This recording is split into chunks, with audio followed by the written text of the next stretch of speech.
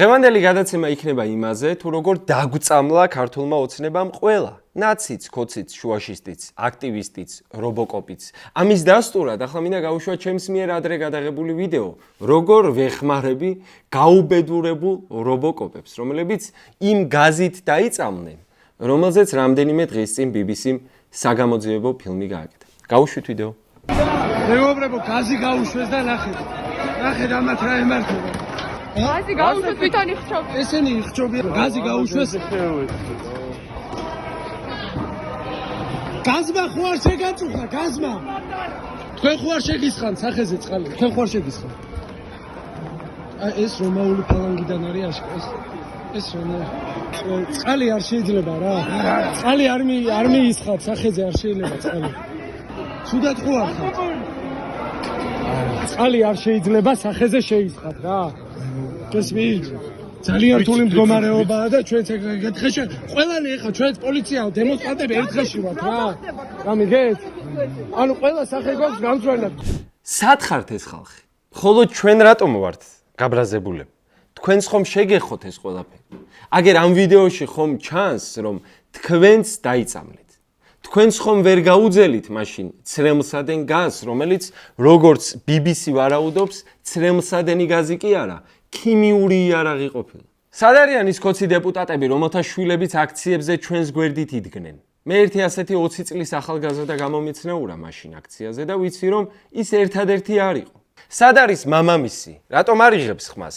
თუ საკუთარ შვილზეც ფიქრობს რომ ნაცია და ღირსი იყო, ციანიდი ეყლაბა. მოკლედ, BBC-ს ინფორმაციით თბილისის ქუჩებში მშვიდობიანი მოსახლეობის წინააღმდეგ პირველი მსოფლიო ომის დროინდელი მომწამლელი ნივთიერებები და კანცეროგენული გამხსნელები გამოიყენეს. ამის გამო ხელისუფლებამ ვერ შეათანხმა ტყუილი და ჯერ აღიარა. ამ კოდის ქვეშ არის. ის იყო შესყიდული სახელმწიფოს მიერ.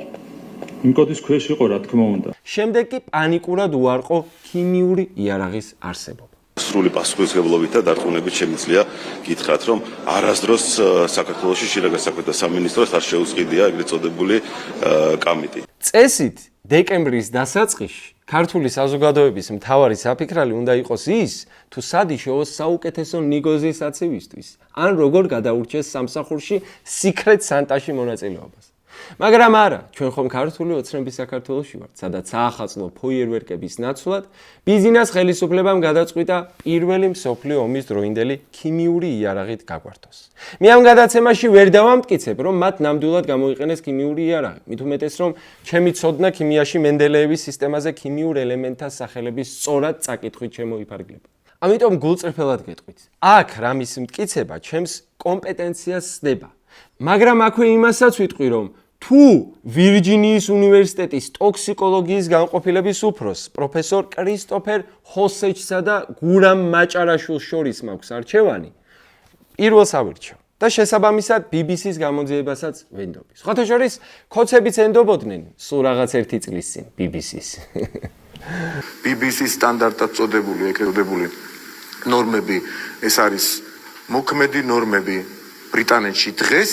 თუ BBC სტანდარტი არ მოგწონთ, რა არ მოგწონთ, ამაზეც ვიმჟავ. ეს კი არა მთლად იმედის დირექტორი ნახეთ ერთი წლის წინ რას ამბობდა. ამ BBC მაქვს ჩართული ან CNN-ი, როგორც წესი, იმედს არ უყურებ. ჩემგან რაც არ უნდა უცნაურად ჟღერდეს. გირჩევთ, მიბაძოთ ამ კაცს. არ უყუროთ იმედს, უყურეთ CNN-სა და BBC-ს, რომლის ბოლო გამოძიებაც ამბობს, რომ თურმე თბილისის ქუჩებში 21 საუკუნეში აქციის მონაწილეებს წყალს კი არ ასხამდნენ, არამედ უზავებდნენ ქიმიურ კოქტეილს, რომლის შემადგენლობაშიც შედის კამიტი, იგივე ბრომობენზილციანიდი. ბუნებრივია ამას მოყვა მასიური არეულობა ოცნების რიგებში. ვიღაც ამბობდა არ მომხდარა, ვიღაც ამბობდა მოხდა, მაგრამ ნაცების დროს იყიდესო. ვიღაც კი ამტკიცებდა არ მოხდა, მაგრამ უნდა მომხდარიყო. და ბოლოს სცენაზე გამოვიდა ირაკლი კობახიძე და გვახარა ჰეპი ენდი. ჩატარდა გამოძიება, ჩვენ შევამოწმენთ საკუთარი თავი და დავადგინეთ, რომ უდანაშაულოები ვართ. უფრო სწორად, ბიძინას ახარა, რომ პრობლემა მოგვარდა, მაგრამ ეჭვი მაქვს, ბიძინა ამას არ შეჭამდა. ბიძინა ძალიან კარგად ხვდება ერთ რამეს. პრობლემა კი არ მოგვარდა, პრობლემა კატასტროფულად გაიზარდა. ზოგადად დღეს საქართველოში ბიძინა ივანიშვილი ალბათ ყველაზე პრობლემური ადამიანია.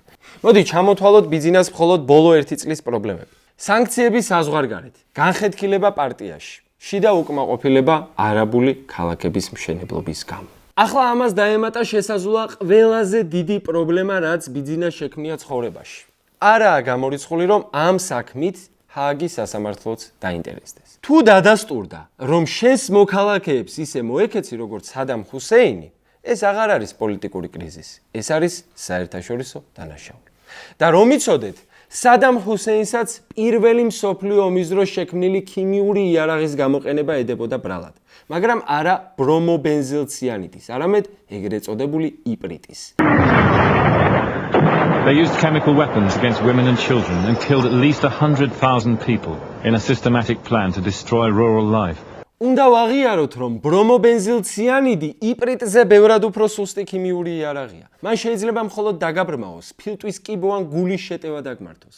ყველა ზემო ჩამოთვლილის შემთხვევაში ცხადია გადარჩენის შანსი არსებობს. აი იპრიტი კიდე ეგრევე კლავს. სადამი მკვლელი იყო. და თუ BBC-ს გამოძიება დადასტურდა, გამოვა რომ ბიძინა ბევრად ლმობიერია და მას მხოლოდ სიკვდილის ზღვრამდე მივყავართ.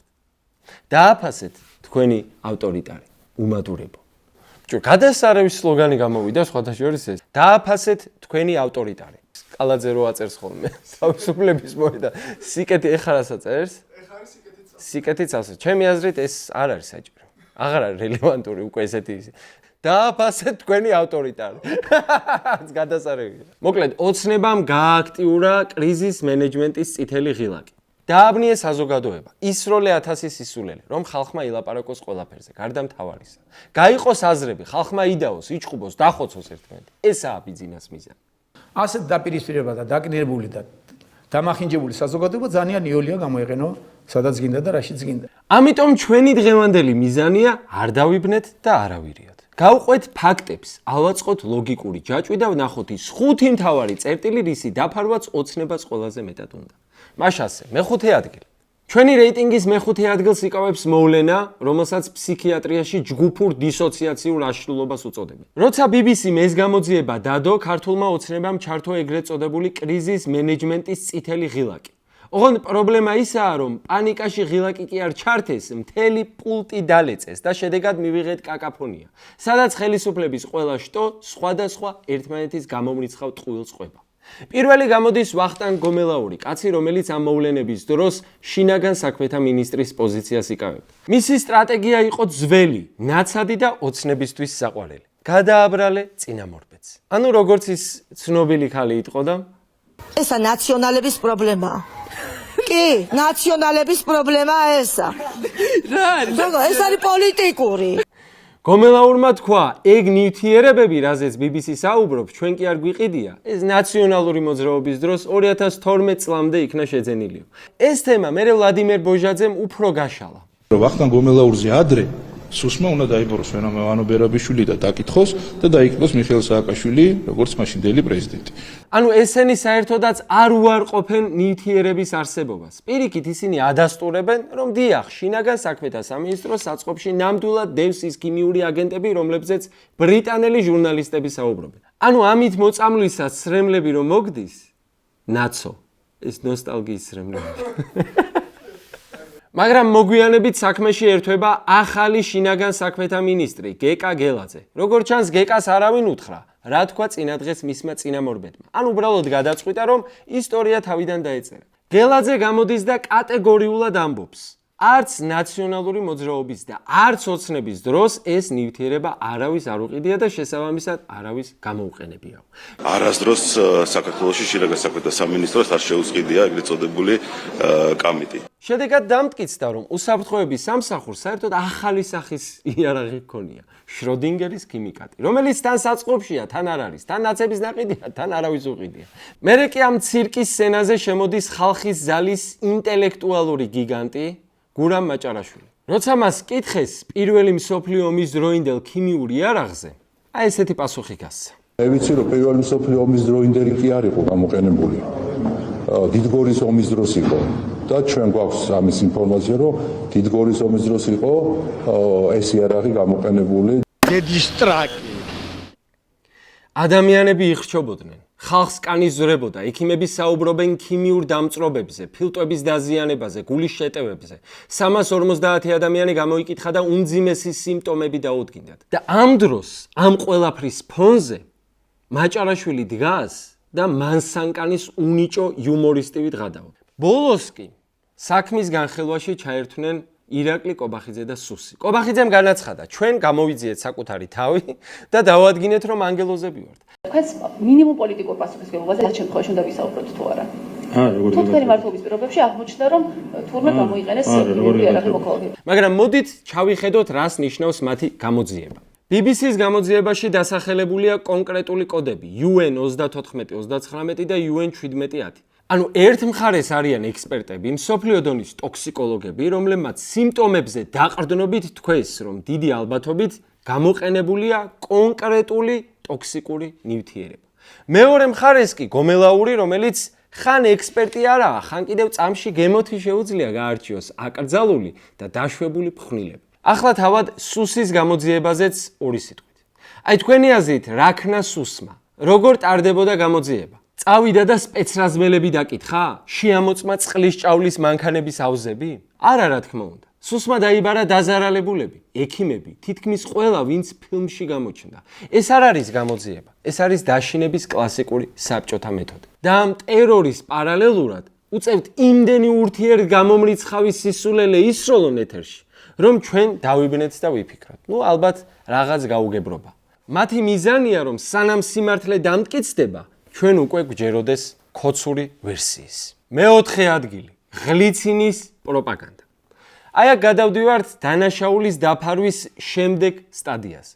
მას შემდეგ, რაც ხელისუფლებამ ვერ შეათანხმა ვერსიები, ქონდა თუ არა ქიმიური იარაღი. და მას შემდეგ, რაც მიხვდნენ, რომ ნებისმიერ წელს ნაყიდი შხამი მაინც შხამია, საქმეში ჩაერთო სამთავრობო მედია. კერძოდ კი რუსთავი ორმა დადო აღმოჩენა, რომელმაც წესით მსოფლიო უნდა შეძრას. მაშინ რა გამოიძია ბრიტანეთის საზოგადოებრივმა მაუწყებელმა BBC-მ, რომლის აბრევიატურაც უცნაურად ემთხვევა რომ ბენზილციანის შემოკლებულ აბრევიატურას ასევე BBC-ს. თურმე მეგობრებო, საქმე ქიმიურ ანალიზში კი არა, ენათ მეცნიერებაშია. მოდით, ბევრს ნუ ვისაუბრებთ ამ სრულიად კრეტინულ თამაშზე და დავსვათ სწორი კითხვა. რატომ გვიგდებენ ამ სისულელეს? რატომ გვაჩვენებენ ამ აბსურდულ სიუჟეტებს? იმიტომ ხომ არა, რომ იდიოტებად გთვლიან? ეს არის კლასიკური რუსული პროპაგანდის მეთოდი, რომელსაც ქვია ინფორმაციული ხმაური. მათი მიზანი არ არის, რომ დაგვარწმუნონ. არავის ჯერა, რომ BBC-მ გამოძიება სახელის გამო დაიწყო. თვითონ დავით კაკულიასაც არ ჯერა ამის. მათი მიზანია, რომ თემა გააბანძონ. მათ უნდათ, რომ ჩვენ ახლა ვისხდეთ Facebook-ზე და ვიქილიკო თუ ინახე რა სისულელე თქვეს. BBC, როგორ ემთხვევა ამის დედავად. შეიძლება ნანახი გაქვთ კრისტოფერ ნოლანის ფილმი პრესტიჟი. იქ ილუზიონისტები ასე ხსნიან მოტყუების ხელოვნებას. როცა ილუზიონისტს ხელიდან უვარდება კარტი, ეს შემთხვევითი სულაც არ არის. სინამდვილეში, მან ყურადღება გადაგატანინა მეორე ხელიდან, რომლითაც საათს კპარავს მაჯიდან. სხვათა შორის, რუსების პროპაგანდისტ სალავიოვს აქვს ეს ხრიკი. აბსურდამდე აყვანილი. რადგან როცა რამე კრიზისული სიტუაცია იქმნება, სალავიოვი აი ამ არსებად იქცევა და ხალხი მასზე საუბარს იწყებს. Я начинаю отрывать головы. Головы страшно, да? Вам больно. სანამ ჩვენ რუსთავი ორის ანბანურ თეორიებზე ვიცინით, არ უნდა დავგავიწყდეს მთავარი. იმ კასრებში სახელის მიუხედავად კამიტი იყო თუ რაჯანდაბა იყო, ეს ხა სითხე, რომელმაც ხალხს ქრონიკულად დაუნგრია ჯანმრთელობა. მოდით დაუბრუნდეთ ფაქტებს, რომლებიც აბრევიატურებზე ბევრად უფრო მძიმეა. ეს ნივთიერება, ბრომობენზილციანიდი, პირველ მსოფლიო ომში გამოიყენეს ფრანგებმა. იცით რატომ თქვეს მასზე უარი? იმიტომ რომ ის არ არის უბრალოდ სრემლსადენი გაზი. ის არის ტოქსიკური აგენტი, რომელიც შეიცავს ციანიდის ჯგუფს. ეს ნივთიერება გამხსნელის გარეშე წყალში არ იხსნება ჩვეულებრივად. მას ჭირდება სპეციალური გამხსნელი, ქლოროფორმის მსგავსი ნივთიერება, რომელიც თავის მხრივ კანცეროგენია, სიმსივნის გამომწვევი. ანუ თუ ეს ამბავი დადასტურდა, გამოდის რომ არა მხოლოდ დემონსტრანტებს წირავ, სასუნთქი გზების დაზიანებისთვის და სიმსივნისთვის, არამედ ყველას, ვინც მეორე დღეს ქვეყნის ცენტრალურ ქუჩაზე გაივლის და გამოივლის. ვინც ახლო-მახლო ცხოვრობს და ბოლო-ბოლო თავად ჩვენსავე პოლიციელებს. ყველანი ეხა ჩვენც პოლიცია დემონსტრანტები ერთხელში ვართ რა. რა მიგეთ? ანუ ყველა სახე გვაქვს განსვენად. და როგორ ამსუბუქებს ამას ხელისუფლება? კი, შეიძლება იქციანი ჯგუფია, შეიძლება გამხსნელი კიბოს იწვევს, შეიძლება ექიმები განგაშტეხენ, მაგრამ ხალხო, ეჭოს როგორ არ გიჩენთ აი ეს ფაქტი.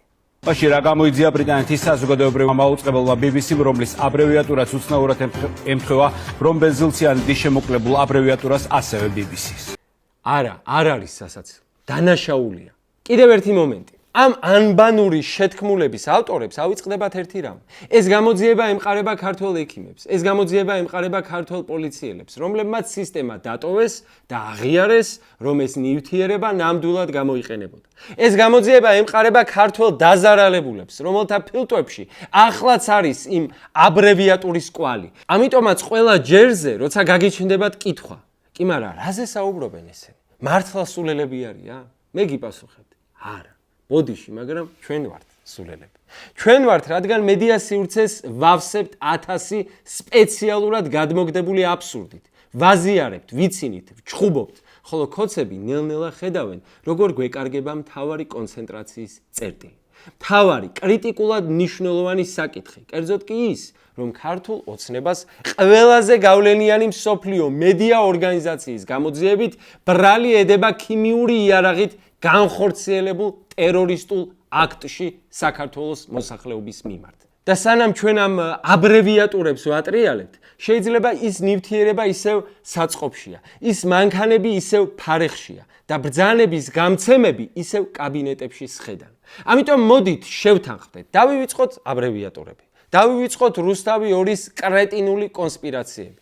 დავარქვათ ყველაფერს თავისი სახელი. თუ ეს ამბავი საბოლოოდ დადასტურდა, ხელისუფლების სვლილების შემდეგ ქოცები უნდა გასამართლდნენ ტერორიზმის მუხლით. მესამე ადგილი. გომელაურის კოქტეილის რეცეპტი. ჩვენი რეიტინგის მესამე ადგილზეა თავად ის ჯადოსნური სითხე, რომლითაც BBC-ს ინფორმაციით ხელისუფლება გაგვიმასპინძლდა. ქოცები გვეუბნებიან, ხალხო, რა პანიკაა? ეს უბრალოდ წყალია, ცოტა სიმწარით. ამას ისე ამბობენ, იფიქრებ დიდი აჯიკა გაურიესო. ერთმა საერთოდაც ქიმიკატების გასაправებლად ვერაფერი რომ მოიფიქრა, აი ეს დააბრეხვა. ქიმიის ნუ გეშინიათ, წყალიც ქიმიურია. კი ბატონო, ქიმია გავიარეთ. ახლა მე თქვენ გაჩვენებთ, როგორ მუშაობს კინეტიკური ფიზიკა, ესეც საინტერესოა მეგობრო და გრავიტაციის ძალა, დააკვირდით? Деდის ტრაკი. ახლა გავაანალიზოთ.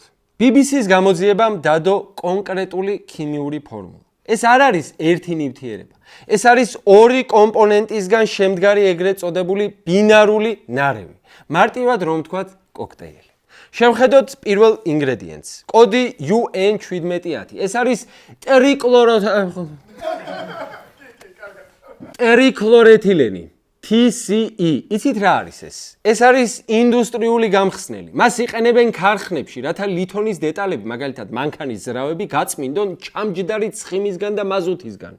მისი მთავარი ფუნქციაა მოაშოროს ცხიმოვანი საფარი. ახლა წარმოიდგინეთ, რა შვება ეს სითხე, როცა ადამიანის სახეს ხვდება. ჩვენს კანს აქვს ბუნებრივი დამცავი ბარიერი. ეს სითხე წამებში ანადგურებს ამ ბარიერს. ფაქტობრივად ატყავებს ადამიანს მიკროსკოპულ დონეზე და ტოვებს სრულიად დაუცველს. მაგრამ ეს მხოლოდ დასაწყისია. ტრიკლორეთილენი არის ოფიციალურად აღიარებული კანცეროგენი. BBC-ს ცნობით ქართულმა ოცნებამ გადაწყვიტა, რომ წყლის ჭავლით დაშლა ზედმეტად ბანალურია. მოდით ხალხს პირდაპირ სიმსივნე შევასხათ. და კიდევ ერთი ბონუსი. ეს ნივთიერება არის კარდიოტოქსიკური. ის ზრდის ადრენალინის მიმართ გულის მგრძნობელობას. დააკვირდით ლოგიკას. აქციაზე ხარ. ადრენალინი ისედაც პიკში გაქვს. და ამ დროს გასხამენ ნივთიერებას, რომელიც ამ ადრენალინს გულის გამჩერებელ შხამად აქცევს. მაგრამ მარტო გამხსნელი ხომ არ იქნებოდა. გამხსნელს რაღაც უნდა გაეხსნა. და აქ შემოდის მეორე ინგრედიენტი, კოდი UN3439. ის ფხვნილი, რომელზეც კობახიძე ამბობს, არა აკრძალულიაო. იცით რა არის ყველაზე დიდი ტყუილი, რასაც გვაჭმევენ? ისინი ამბობენ, ეს იგივეა, რაც ცრემლსადენი გაზი. რაც ასევე გამოძიების მიხედვით ტყუილია. ცრემლსადენი გაზი CS-ი მოქმედებს ნერვულ დაბოლოებებზე, გეწვება ტირი და მორჩა. ეს ნივთიერება ბრომობენზილციანიდი მოქმედებს უჯრედულ დონეზე. ის შეიცავს ციანიდის ჯგუფს, რომელიც ბლოკავს უჯრედის მიერ ჟანგბადის მიღებას. მარტივად რომ თქვათ, შენი უჯრედები იგუდებიან. სწორედ ამიტომ აქვს ხალხს სუნთქვის უკმარისობა ერთი თვის მერეც. ეს არ არის ალერგია, ეს არის უჯრედული სიკვდილი. ახლა შევაერთოთ ეს ორი კომპონენტი. გამხსნელი გაცლის კანის დამცავ ბარიერს, სადაც უმარტივესად შემოდის შხამი, რომელიც ჩვენს უჯრედებს გუდავს. აი ამ კოქტეილზეა ლაპარაკი, მაგრამ ნუ გეშინიათ ხალხო. ზოგადად ყველაფერი ქიმია. ქიმიის ნუ გეშინიათ, წყალიც ქიმიურია. მოკლედ თუ ეს ყველაფერი, რაზეც ზემოთ ვილაპარაკეთ, დადასტურდა, გამოდის, რომ 2024 წელს საქართველოს მთავრობამ რუსთაველის გამზირი აქცია ღია ცის ქვეშ მოწყობილ გაზის კამერად. და მეტიც, დაზარალებული ხალხი, ექიმები, რომლებიც ამ ხალხს ეხმარებოდნენ, მტრებად გამოაჩინა. ეს არის ჩვეულებრივი ფაშიზმი და რაც ყველაზე საშინელია, ისინი ამით ამაყობენ. ისინი თვლიან, რომ ეს წესრიგის დამყარებაა. სინამდვილეში კი ეს არის დანაშაული, რომელსაც ხანდაზმულობის ვადა არ აქვს. შეგიძლიათ გადაამოწმოთ. უმარტივესია. ეს არის აქსიომა, ეს არის 2x2 მეორე ადგილი. შერლოკ კობახიძე აწარმოებს თვითგამოძიებას. ჩვენი რეიტინგის მეორე ადგილს იკავებს ქართული მართლმსაჯულების უმაღლესი მწვერვალი, ოპერაცია საკუთარი კუდის დევნა. მას შემდეგ, რაც მსოფლიო მედიამ თქვა, რომ საქართველოში ქიმიური არახს იყენებენ, ირაკლი კობახიძემ განგვიცხადა: "ნუ ნერვიულობთ, ჩვენ გამოვიძიებთ." და მართლაც გამოძიება ჩატარდა რეკორდულ დროში. გონევრული ვადა რა არის მის დასადგენად გავიგოთ აბარანი ნივთიერება გამოიყენეთ. ერთი წუთი არის გონევრული ვარდა. ერთ წუთში, ხალხო, ერთ წუთში ჩატარდა, რა თუნდა ამას ესე 6 თვიანი გამოძიებით. კითხე ეს კაც პირდაპირ დასვი და კითხე რა. ხარება ხო მართლა დაიბარეს სუსში და მე დაახლოებით ასე წარმომიდგენია, რომ ეკითხებია. თქვენ რამე აკრძალული ფხვნილი ხომ არ გამოგიყენებიათ აქციების დარბევის? აკრძალული ფხვნილი? მაგას გულის არა ზმაო, მე მაგას არ ვეკარები დიდი ხანია. მე არა ზმაო, მე მაგას გავიშვით, ლიანად გავი. და ასე დადასტურდა, რომ აქციების დროს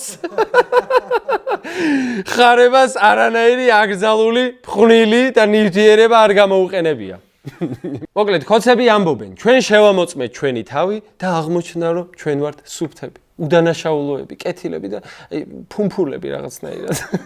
წესით, როცა ეძებ ქიმიურ იარაღს, უნდა მიხვიდე საწყობში, დაკითხო მომმარაგებელი, შეამოწმო შეზყიდვები, დაკითხო სპეცრაზმელები. მათ რა გააკეთეს? მათ დაკითხვაზე დაიბარეს მსხვერპლები.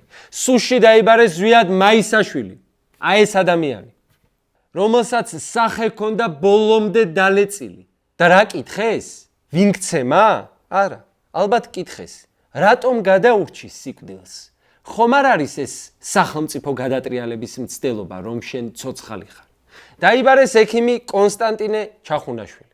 კაცი, რომელმაც ჩაატარა კვლევა და თქვა სიმართლე. ხალხი მოწამლული. და ამის მერე დაიწყეს გამოძიება მუხლებით, სამსახურეობრივი უფლებამოსილების გადამეტება და ყურადღება. უცხოეთის ორგანიზაციისთვის მტრულ საქმიანობაში დახმარება.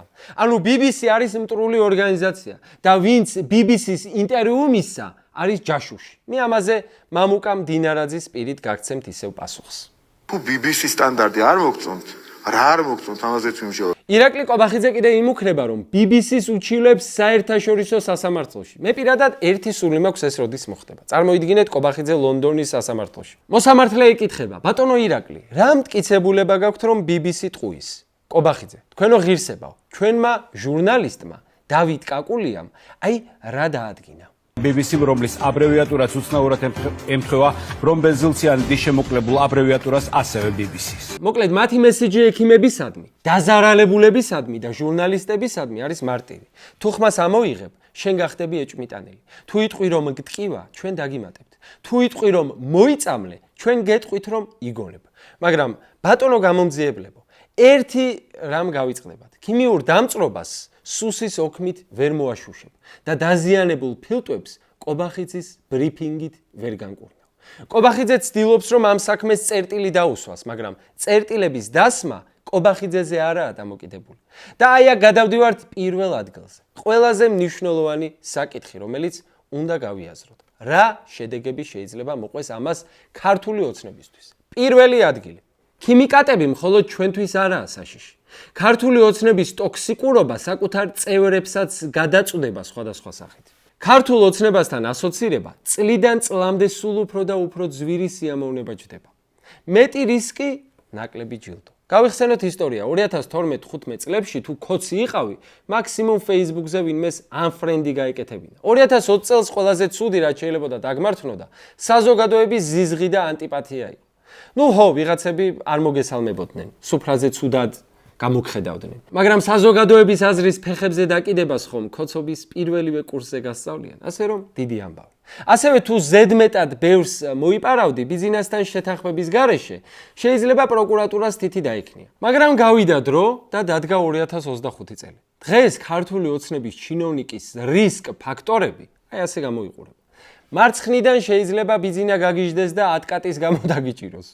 მარჯვნიდან ამერიკამ და ევროპამ დაგასანქციროს და შენი ნაღვაწი მილიონები გაგიყინოს.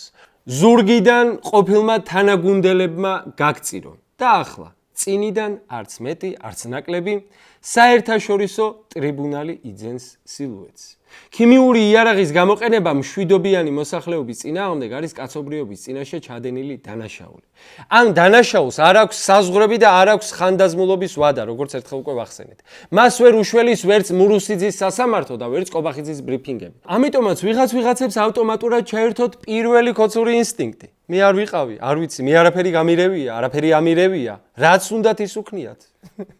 არაფერი არ გამირევია, მაგრამ ვინც გაურია, ის ამტკიცებს, რომ კანონის სრული დაცვით გააკეთა ეს. გადაამოწმონ და თუ დადასტურდება, რაც უნდათ ის უქნიათ. და ამ ყველაფრის ფონზე რისი იმედი შეიძლება ჰქონდეს ბიძინას?